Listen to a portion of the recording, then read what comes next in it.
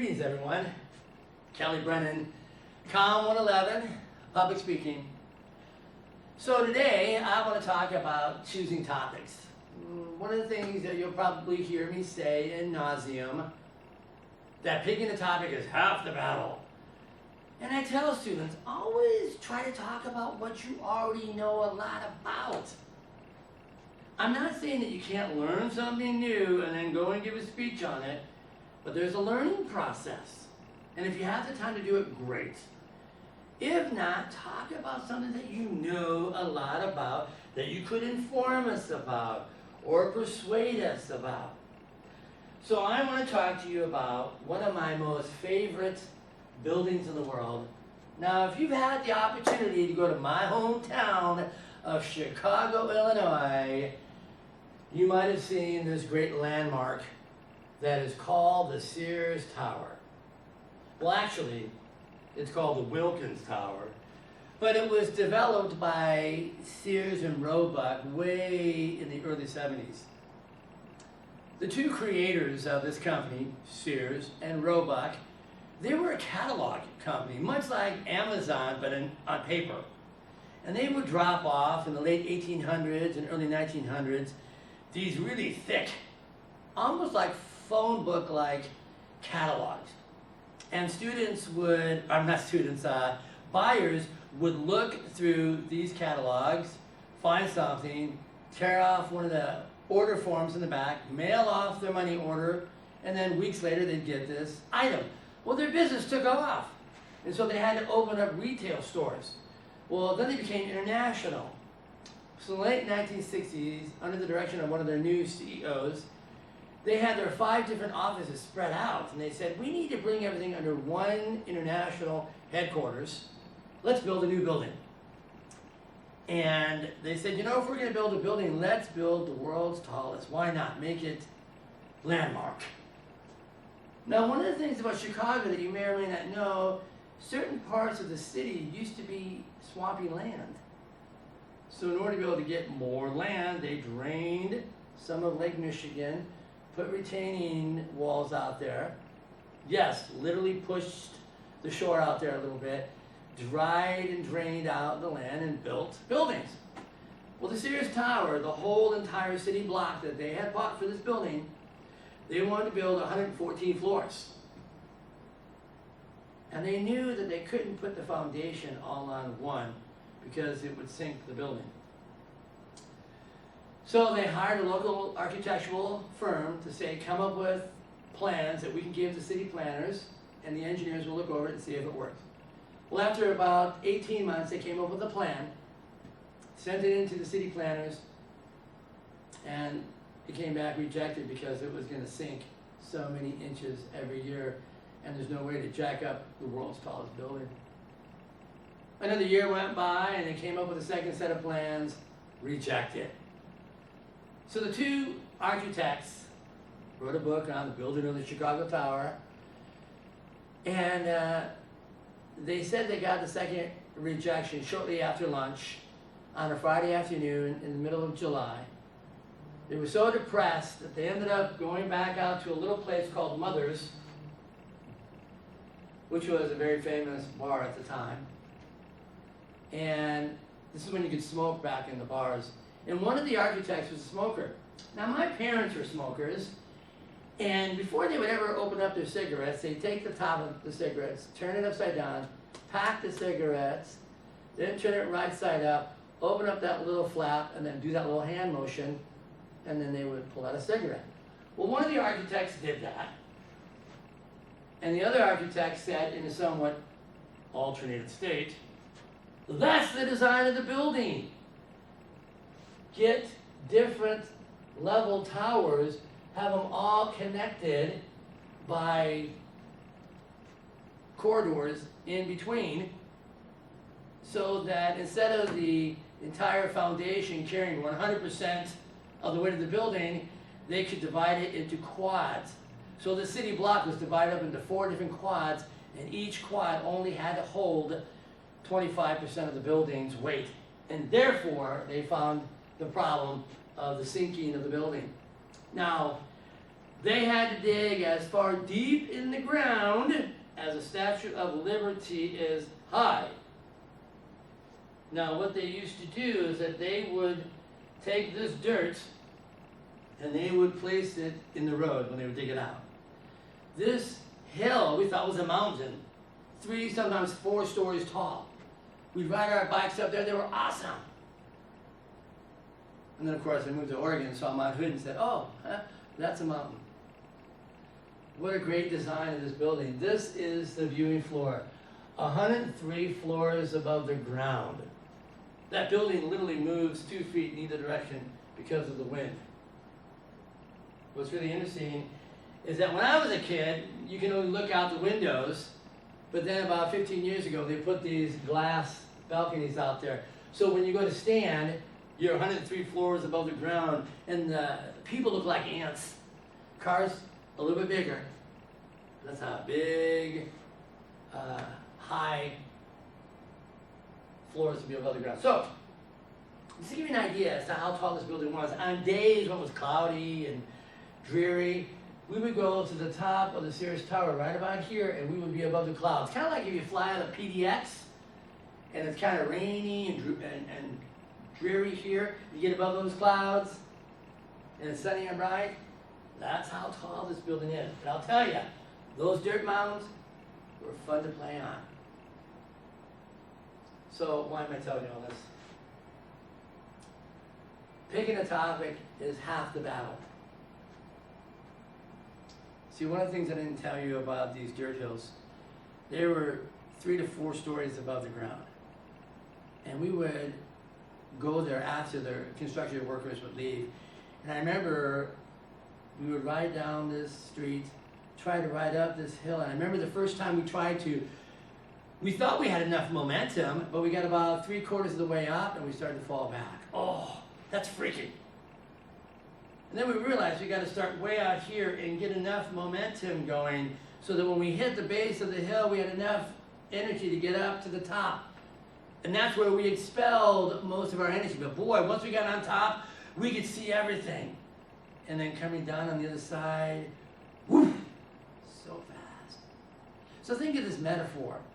Don't wait until the night or even the week before a topic, or I should say a speech, is due, because you won't have enough momentum to get it done. Start thinking now. When you look to the syllabus and you see the speech assignments that are given, think about the topics that you could potentially give your speeches on. Give yourself enough momentum, because half the battle in the speech making process is picking a topic. And much like getting on top of that hill, everything else goes by much faster after that. So, when you think about picking a topic, understand that the perfect topic does not exist. Believe me, I've tried to find it. There's times where I felt like I was on the verge of it, but it doesn't exist. So, when you go to try to come up with a list of topics, think of 2 things. What do you want to give your speech on? What will fit the speaking occasion? And what we mean by speaking occasion is that every speech is like we have a tribute speech in this class, where you want to pay tribute to a person, place, or thing. What works there topic-wise? You have an informative speech, where you will present information, much like an instructor. What will fit there? Then your last one is a persuasive speech. What would you like to persuade us to consider, do, or change? So one of the easiest ways to come up with a list of topics is to take out a sheet of paper and do what is called self-generated. You set a timer for 20 minutes. You go somewhere where you will not be bothered by technology or people or pets, and without thinking, just write down whatever pops into your brain. It's called free association. Don't worry about what you're writing. I've seen people write down cars, and then look at that and go, what in the world can I tell them about cars? And then they cross it off. Don't do that. Just write down whatever pops into your brain, and after 20 minutes, when your alarm goes ding, put that topic or that list of topics away for at least 24 hours, because you're either going to love everything or hate everything. Then you come back 24 hours or greater and ask yourself those 2 questions. Would I like to give a speech on this? And does it fit the occasion? You got 2 yeses, keep it. Got a no on any one of those, get rid of it. It's not uncommon to go from like 20 or 25 topics down to 4 or 5. But no matter how many or little topics you have left, after asking yourself those 2 questions, prioritize which one you'd like to do first, then second, and so on. Then you go off and you do research on the first topic. If you can't find a whole lot of information or you're running out of time, go to the next one. Because you're not trying to find the perfect topic, you're trying to find the best topic that works right now. If you can't think of anything, another way to come up with a list of topics is to do what is called other generated. Go ask family, friends, coworkers, classmates. Just go, I had one student, for example, who got onto his Facebook account, sent out to all of his friends, hey, I have the opportunity to give an informative speech. Can all of you send me 5 topics by, a particular date? He got over 400 possible topics.